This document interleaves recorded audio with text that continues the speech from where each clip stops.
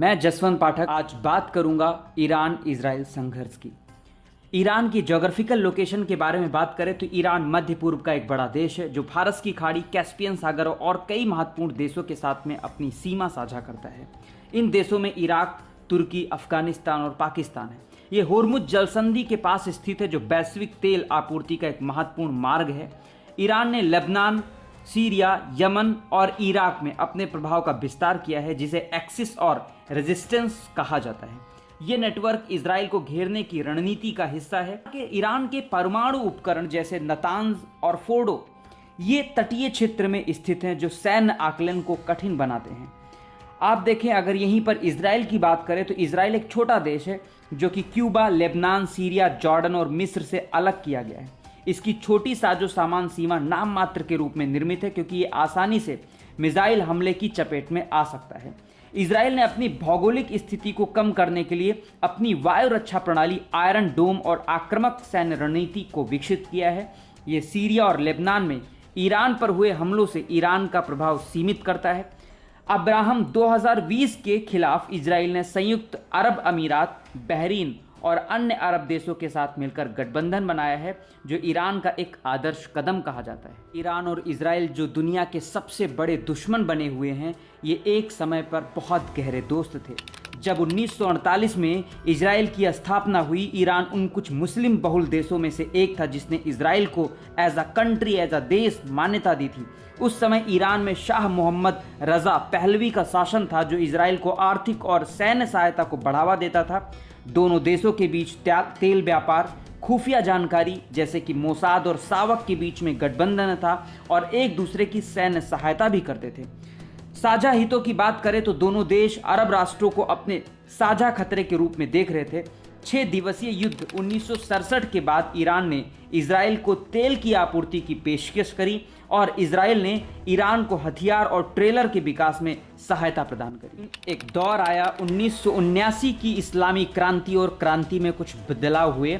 1979 में ईरान में इस्लामी क्रांति के बाद शाह का शासन समाप्त हो गया और अयातशा रुहुल्लाह खुमैनी के नेतृत्व में इस्लामी गणराज्य की स्थापना हुई।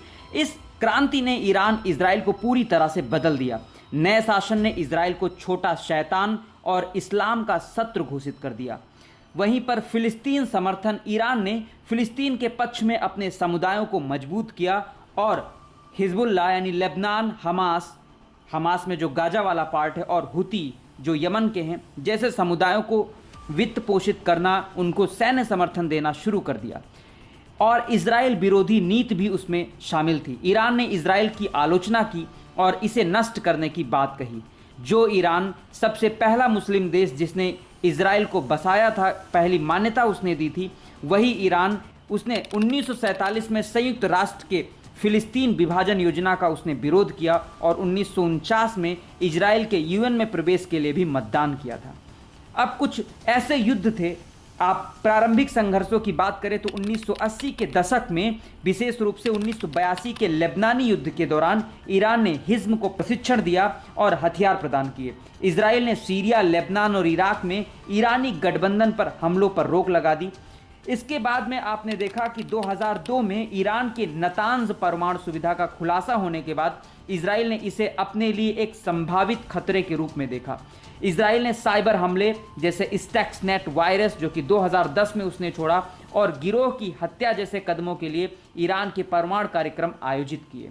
अगर बात करें तो इस ईरान जो कि अपने अस्मिता की लड़ाई लड़ रहा है, इजराइल जो अपनी अस्मिता की लड़ाई लड़ रहा है, उसमें यूरोपियन देश अपने गल्फ कंट्री पर रूल करने का एक जो मसौदा है वो बैकग्राउंड में तैयार कर रहे हैं। अमेरिका, ब्रिटेन, फ्रांस जैसा देश इजराइल के कंधे पर बंदूक तानकर मिडिल ईस्ट पर कब्जा करना चाहता है जो दुनिया में तेल का सबसे बड़ा भंडार है। अभी का प्रेजेंट टाइम में आप देखें तो 2018 में इजराइल ने सीरिया पर सीधे हमले किए। 2024 में गाजा के बाद ईरान और इजराइल के बीच तनाव और बढ़ गया जिसके परिणाम स्वरूप दोनों देशों ने एक दूसरे पर मिसाइल्स हमले किए। जून 2025 में इजराइल ने तेहरान और नतांज जैसी ईरानी परमाणु और सैन्य बलों पर बड़े पैमाने पर हमले किए जिसमें कई वरिष्ठ सैन्य कमांडर और परमाणु वैज्ञानिक मारे गए। जवाब में ईरान ने इजराइल पर बैलिस्टिक मिसाइल से हमला किया और अब ये युद्ध और गहरा होता जा रहा है। अगर हम बात करें कि इनके परिणामों की, तो ये संघर्ष मध्य पूर्व में इस्ताक को पुनः प्राप्त कर सकता है, गाजा, लेबनान और सीरिया में युद्ध के खतरों को बढ़ा सकता है। ईरान में हिजबुल और हमास जैसे समुदायों ने इजराइल के हमलों के खिलाफ जवाब दिया, जिसके जवाब में इजराइल ने इन विचारधारा को बनाया था।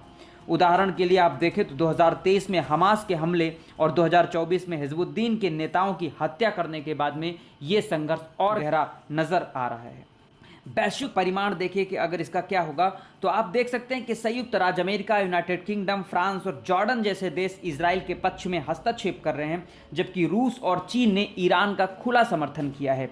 भारत के परिप्रेक्ष्य में देखें तो आप देख सकते हैं कि मिडिल ईस्ट से जुड़ने के लिए ईरान एक बहुउद्देशीय परियोजना जो है भारत के साथ मिलकर चाबाहार पोर्ट्स को डेवलप कर रहा है, जिससे भारत मिडिल ईस्ट से जुड़ने का एक रास्ता क्लियर कर रहा है। लेकिन अगर ईरान के ऊपर हमला होता है तो कहीं ना कहीं ये भारत के लिए नुकसानदायक है और बहुत ही गंभीर परिणाम भुगतने पड़ सकते हैं। गंभीर परिणाम में सबसे बड़ा परिणाम ये है कि भारत को जो तेल आपूर्ति है ये बाधित हो सकती है, भारत में महंगाई बढ़ सकती है, और कहीं ना कहीं आप देखें तो भारत को अब बाइपोलर सिस्टम में जो द्विध्रुवीय आप देख रहे सिस्टम हो रहा है, इसमें भी अपने आप को कहीं ना कहीं साबित करना पड़ेगा कि वो किस ओर जाना चाहता है। तो भारत के पास में भी डिप्लोमेटिक रिलेशन बनाने का ये एक अच्छा चांस है कि आप यूरोपियन कंट्रीज को सपोर्ट करते हैं या आप मिडिल ईस्ट, रूस और चाइना जैसे कंट्रीज को आप सपोर्ट करते हैं। कमेंट बॉक्स में आप ज़रूर बताइएगा कि आप आने वाले टाइम में और किस वीडियो पर बात करना चाहते हैं। अगर कोई साझा जानकारी है तो आप कमेंट बॉक्स में शेयर कर सकते हैं। मैं आने वाले टाइम में इस पर वीडियो ज़रूर बनाऊंगा। धन्यवाद।